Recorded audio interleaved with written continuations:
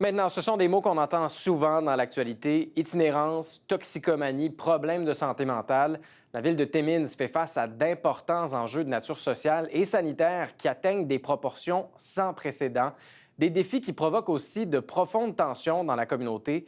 Bienvenue, vous vous êtes rendu sur le terrain, sur place, pour nous dresser un portrait de la situation.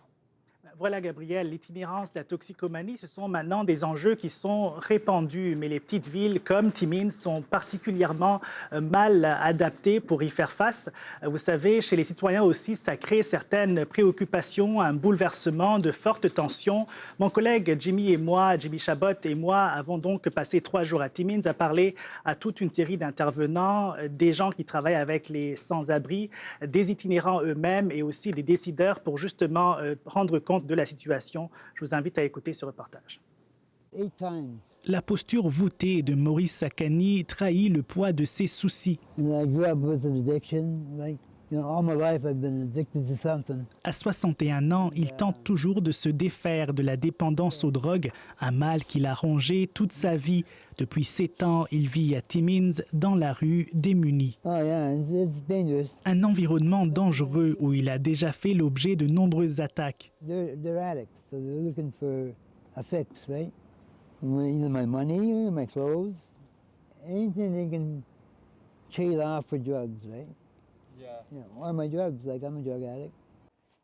Quelques jours par semaine, Maurice fait du bénévolat en ramassant les aiguilles usagées qui s'accumulent dans les espaces publics de Timmins.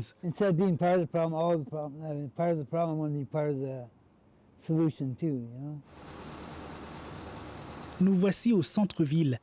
Les drogues illégales sont consommées en public. L'itinérance est étalée au grand jour. Les vitrines brisées se comptent par dizaines. De nombreux commerces verrouillent désormais leurs portes, craignant que des intrus ne s'y introduisent. It's terrible. Our city was once beautiful and safe, and now it's turned, it looks like the ghetto. It's dangerous. People are afraid to leave their homes, and I don't feel it's right that we're prisoners in our own home and our businesses. The homeless, les drogues, c'est rendu quelque chose pas mal sévère. Cet entrepreneur dit ne plus reconnaître la ville où il a vécu toute sa vie.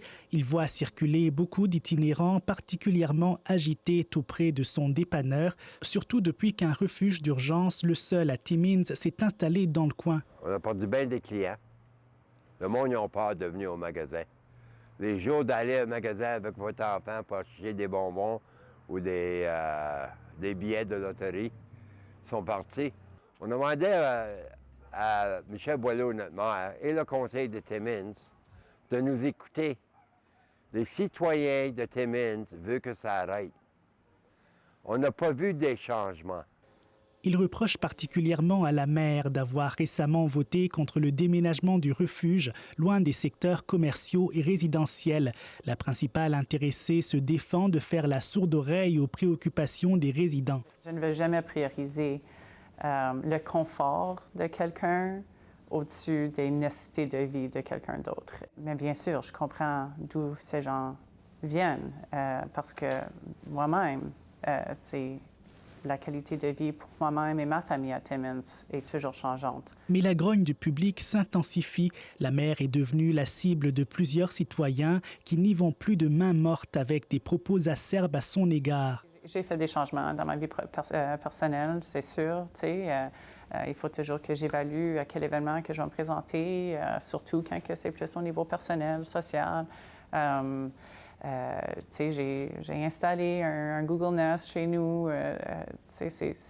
En tant que famille, on a dû avoir des discussions assez difficiles. La situation désole ce travailleur de rue qui en appelle à plus d'empathie envers les personnes vulnérables. People are in a situation, a crisis situation, where they don't have housing, and unfortunately, this crisis that they're going through is on public display for all of us to watch. So I really want to bring compassion to the conversation we're having around the fact that people are sleeping outside. C'est le message que prêchent aussi ces bénévoles. 2 fois par semaine, ils servent des centaines de repas aux itinérants. Pour Carole Groux, c'est aussi une manière de combattre son anxiété. Ça m'aide à m'ouvrir, puis à montrer le respect aux autres. Incapable de travailler pour des raisons de santé, elle vient ici pour faire œuvre utile, comme lorsqu'elle tend ce sac de nourriture à Russell. Pour cet itinérant, ce plat de pâtes fera toute la différence. I have nowhere else to go. I didn't have a breakfast, I didn't have a lunch. It's just one meal and I'm going to be hungry by the time I go to bed. When I eat that, I eat it like I'm a mouse, real slow. Ouais, des témoignages touchants, éclairants aussi sur la situation. Et demain, avec vous, bienvenue, on parlera des solutions et des initiatives mises en place à Timmins. Voilà, parce que devant cette situation préoccupante, eh bien, il y a des réflexions qui se mènent dans le but d'éventuellement mettre fin à l'itinérance parce que le logement, c'est la base de tout. C'est ce que nous ont dit plusieurs intervenants à qui nous avons parlé. On va justement avoir un reportage là-dessus demain. Très bien. Alors, c'est à suivre demain. Bienvenue, Senga à Sudbury. Merci beaucoup. Au revoir.